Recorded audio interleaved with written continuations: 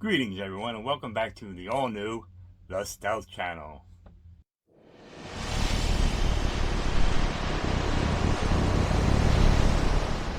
In the wake of the Russian war on Ukraine, many thought that Sukhoi's Su-75 Checkmate fighter project was dead. It was thought to have become the victim of changing Russian defense priorities, Western sanctions, and the poor performance of Russian weapon systems in the war, vastly shrinking its export potential. However, it was revealed in late 2025 that the project is still moving forward. Let's learn more about Russia's resurrected fighter. The Sukhoi Su-75 Checkmate fighter was developed under the Light Tactical Aircraft program. It was Russia's attempt to develop a single-engine, lightweight fifth-generation stealth fighter. It was intended to complement Russia's fifth-generation heavyweight fighter, the Sukhoi Su-57 Felon, as well as being available for the export market.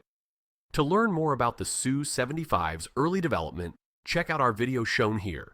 Link in the description below. The Su-75 Checkmate underwent major design changes in 2023 in order to improve its performance and stealth characteristics. Check out our previous video shown here on these design changes. Link in the description below. At the 2025 Dubai Air Show, Sergei Chemezov, head of Russia's state-run defense conglomerate Rostec, told media outlets that they were still working on development of this aircraft. We need some time to get the real Sukhoi prototype for test flights. Basically, we are almost at the stage of testing flights, and in the near future, we will be launching it into production. I think this is the beginning of 2026. Sergei Bogdan, Sukhoi's chief test pilot, added in a separate interview with Russia's state-run Channel 1 television station.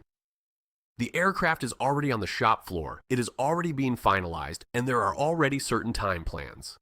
Therefore, with God's help, it should take place soon enough. 3 variants of the Su-75 Checkmate were shown in model form at the show. The first is the single-seat model, which was first revealed in 2023. The second was a 2-seat model, which could be used for pilot training or as the control aircraft for a squadron of loyal wingman drones. The third variant shown was an unmanned version. This version is most likely intended for the loyal wingman role. It was also announced at the show that Russia and Belarus were in discussions about co-production of the aircraft. Be sure to read the article on our website to learn more about these recent developments. Link in the description below. We hope you enjoyed learning more about Russia's resurrected fighter. Be sure to like, subscribe, share, and leave a comment to help our channel grow.